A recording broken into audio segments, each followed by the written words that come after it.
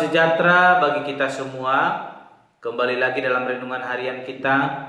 Mari Bapak Ibu kita memuji Tuhan, kita katakan, Roh Kudus, Kau hadir di sini. Roh Kudus, Kau hadir di sini. Roh Kudus, ku mengasihimu. Kau lembut, Kau manis, Kaulah penghiburku, penolongku, diutus Bapakku. Ku buka hati untuk Roh-Mu Tuhan. Ku buka hati menyembah-Mu Yesus. Jamahlah kami, penuhi kami dengan kuasa Allah Maha Tinggi. Amin. Mari Bapak Ibu kita membuka Alkitab kita dari kitab Kisah Para Rasul pasalnya yang keempat, ayat pertama sampai dengan yang ke-12. Demikianlah firman Tuhan dengan perikop Petrus dan Yohanes di hadapan Mahkamah Agama. Ketika Petrus dan Yohanes sedang berbicara kepada orang banyak, mereka tiba-tiba didatangi imam-imam dan kepala pengawal bait Allah serta orang-orang Saduki. Orang-orang itu sangat marah karena mereka mengajar orang banyak dan memberitakan bahwa dalam Yesus ada kebangkitan dari antara orang mati. Mereka ditangkap dan diserahkan ke dalam tahanan sampai keesokan harinya karena hari telah malam. Tetapi di antara orang yang mendengar ajaran itu banyak yang menjadi percaya, sehingga jumlah mereka menjadi kira-kira 5.000 orang laki-laki.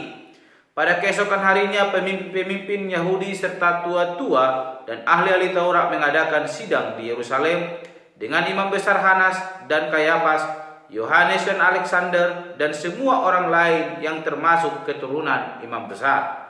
Lalu Petrus dan Yohanes dihadapkan kepada sidang itu dan mulai diperiksa dengan pertanyaan ini. Dengan kuasa manakah atau dalam nama siapakah kau bertindak demikian itu?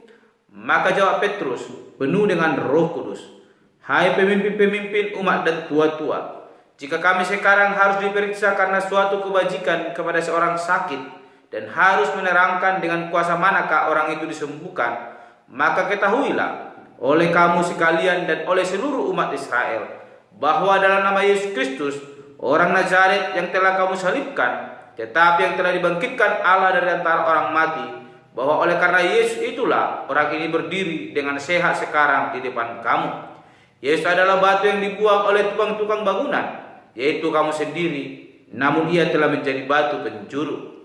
Dan keselamatan tidak ada di dalam siapapun juga selain di dalam Dia, sebab dua kolong langit ini tidak ada nama lain yang diberikan kepada manusia yang olehnya kita dapat diselamatkan. Amin. Bapak Ibu Saudara terkasih dalam nama Tuhan Yesus Kristus, dalam perenungan kita hari ini saya memberikan tema bagi kita semua, yaitu penuh dengan Roh Kudus. Sekali lagi, penuh dengan Roh Kudus. Kita telah merenungkan firman Tuhan, bagaimana Petrus dan Yohanes ketika mereka melakukan kuasa penyembuhan, pemulihan kepada seorang laki-laki yang mengalami lumpuh sejak dari lahirnya. Ketika mereka menuju bait Allah dan bertemu dengan seorang pengemis tersebut, meminta sedekah di gerbang bait Allah atau disebut dengan gerbang indah. Mereka tidak memiliki apapun, baik emas dan perak pada mereka, sehingga mereka berkata kepada pengemis tersebut, apa yang ada pada kami akan kami berikan kepadamu. Dan ketika Petrus berseru di dalam nama Yesus Kristus, terjadi kuasa dan mujizat. Orang lumpuh tersebut boleh dipulihkan. Dan setelah itu ada banyak orang datang berbondong-bondong melihat Yohanes, bahkan Petrus. Dan ketika Petrus melihat itu, dia boleh mengajar mereka dan berbicara tentang banyak mengenai Yesus Kristus kepada mereka. Dan ketika Petrus dan Yohanes mengajar tentang hal demikian, adalah datang. Jika kalau lihat dalam ayat pertama, mereka didatangi oleh para imam-imam dan kepala pengawal bait Allah serta orang-orang Saduki, mereka sangat marah kepada Petrus dan Yohanes karena tindakan mereka. Orang yang lumpuh dipulihkan, disembuhkan. Itu menarik banyak perhatian orang dan mendengar tentang apa yang mereka sampaikan. Sehingga orang-orang yang tidak menyenangi akan orang yang telah menolak kedatangan Yesus Kristus, menentang hal demikian, mereka marah dan menangkap Petrus dan Yohanes. Setelah ditangkap, mereka dihadapkan pada sebuah sidang yang boleh dilakukan di Yerusalem. Mereka diperhadapkan dengan pertanyaan. Kita melihat Bapak Ibu di ayatnya yang ke-6 dikatakan bahwa ayat ke-7. Lalu Petrus dan Yohanes dihadapkan kepada sidang itu dan mulai diperiksa dengan pertanyaan ini. Dengan kuasa manakah atau dalam nama siapakah kau bertindak demikian itu? Pertanyaan ini untuk boleh menjerumuskan Petrus dan Yohanes ketika mereka tidak bisa menjawab dengan benar. Namun kita melihat bahwa Petrus penuh dengan Roh Kudus boleh menjawab pertanyaan tersebut. Kita melihat di ayat ke-8. Maka jawab Petrus penuh dengan Roh Kudus, hai pemimpin-pemimpin umat dan tua-tua. Ayat ke-9 dilanjutkan. Jika kami sekarang harus diperiksa karena suatu kebajikan kepada seorang sakit dan harus menerangkan dengan kuasa manakah orang itu disembuhkan. Ayat ke-10. Maka ketahuilah oleh kamu sekalian dan oleh seluruh umat Israel bahwa dalam nama Yesus Kristus orang Nazaret yang telah kamu salibkan, tetapi yang telah dibangkitkan Allah dari antara orang mati, bahwa oleh karena Yesus itulah orang ini berdiri dengan sehat sekarang di depan kamu. Suatu jawaban yang luar biasa, suatu jawaban yang sangat tegas, suatu jawaban yang sangat berani menjawab pertanyaan yang diberikan oleh orang-orang yang marah atas tindakan mereka. Karena tindakan itu membawa orang percaya kepada Yesus Kristus. Hal yang demikian saat ini sulit untuk kita temukan, Bapak Ibu Saudara terkasih. Ketika kebenaran mulai tersebar, namun ada orang yang ingin menghancurkan itu, maka kita akan mulai bersembunyi ketakutan. Namun kita melihat bagaimana Petrus penuh dengan Roh Kudus memiliki keberanian menyatakan kebenaran itu. Sehingga kita melihat di ayatnya yang ke-12 dikatakan, dan keselamatan tidak ada dalam siapapun juga selain dalam Dia, sebab di bawah kolong langit ini tidak ada nama lain yang diberikan kepada manusia yang olehnya kita dapat diselamatkan.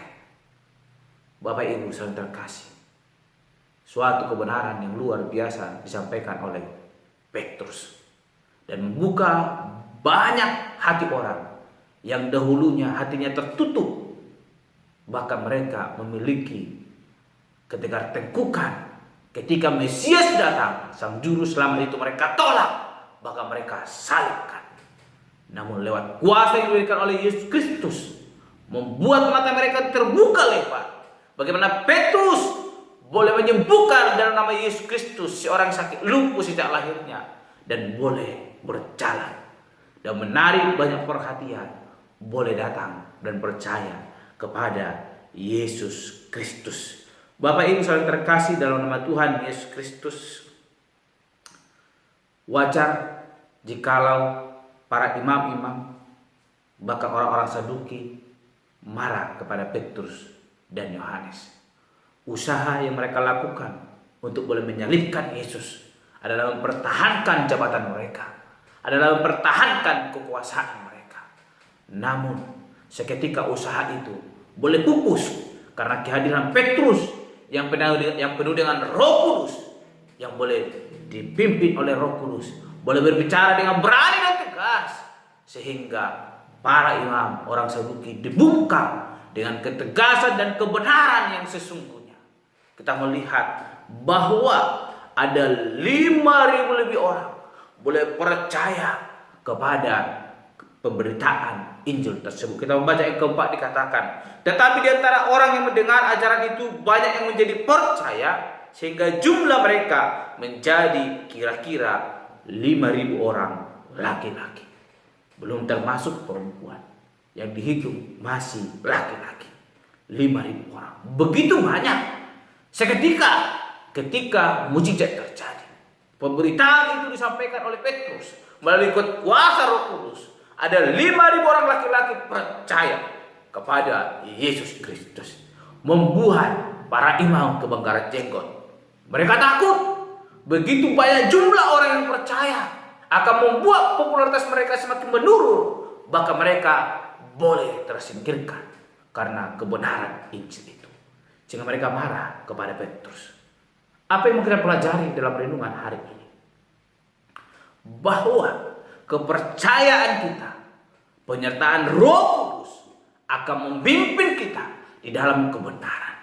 Kebenaran akan semakin dinyatakan lewat pertolongan Roh Kudus. Oleh karena itu, Bapak Ibu terkasih dalam nama Tuhan Yesus Kristus, kita sebagai orang percaya jangan pernah takut untuk menyatakan kebenaran. Ingat bahwa Roh Kudus akan memelihara kehidupan kita. Itu yang akan memampukan kita, memberikan kita kekuatan baru untuk terus menyebarkan kebenaran Injil. Dan nama Tuhan semakin dipermuliakan dan semakin banyak jiwa boleh dimenangkan dalam Kristus. Kursi-kursi yang kosong dalam persekutuan ibadah kita boleh dipenuhi untuk boleh datang memuliakan nama Tuhan. Oleh karena itu ingatlah, jangan pernah takut. Karena Petrus telah berkata di ayat yang ke-12, dan keselamatan tidak ada dalam siapapun juga selain dalam Dia. Sebab di bawah kolong langit ini tidak ada nama lain yang diberikan kepada manusia yang olehnya kita dapat diselamatkan. Oleh karena itu, terus sebarkan kebenaran Injil. Bahwa Dialah satu-satunya juru selamat dalam hidup kita. Dia yang telah menebus kita. Dan selayaknya lagi sebagai orang percaya memberitakan kebenaran ini. Jangan pernah takut dan gentar. Ada pernyataan Roh Kudus yang akan memberkati kehidupan kita. Sebagaimana yang dialami Petrus. Sekalipun dia telah ditangkap, dimasukkan ke dalam penjara, namun dengan tegas dia menyampaikan kebenaran itu.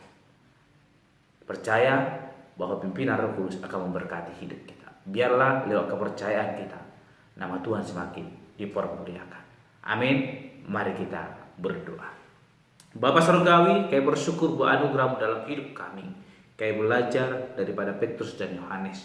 Sekalipun mereka dalam kesulitan disudutkan dengan persoalan yang akan memberatkan mereka, namun itu tidak mengurangi semangat mereka dalam memberitakan kebenaran firman Tuhan, kebenaran itu, yang mana kuasa Roh Kudus telah memampukan dia berbicara dengan tegas dan berani, bahwa segala sesuatu yang mereka sampaikan, apa yang mereka perbuat, itu adalah tentang kebenaran Yesus Kristus. Tuhan mampukan kami belajar dari Petrus, bahwa kami percaya Roh Kudus akan menyertai hidup kami. Sekalipun Tuhan ada orang-orang yang berusaha untuk menggoncang kebenaran firman Tuhan bahkan iman kami, tapi kami tidak akan takut. Kami akan senantiasa berjalan dalam kebenaran firman-Mu, menyampaikan firman Tuhan, memberitakannya kemanapun kami pergi, sehingga nama Tuhan semakin dipermuliakan dan semakin banyak jiwa boleh dimenangkan di hadapan Tuhan. Ini jadi doa kami dalam setelah berdoa dan menutup renungan pada hari ini. Haleluya. Amin. Shalom Bapak Ibu. Tuhan Yesus memberkati. Roh Kudus, Kau hadir di sini. Roh Kudus, ku mengasihi-Mu. Kau lembut, Kau manis, Kaulah penghiburku, penolongku, diutus Bapakku. Ku buka hati untuk Roh-Mu Tuhan. Ku buka hati menyembah-Mu Yesus. Jamahlah kami, penuhi kami dengan kuasa Allah Maha Tinggi. Ku buka hati untuk Roh-Mu Tuhan.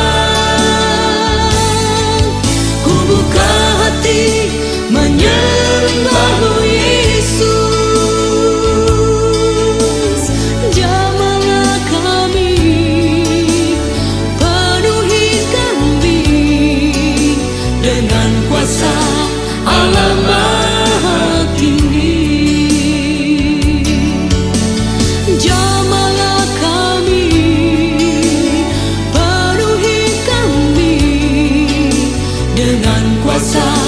Allah Maha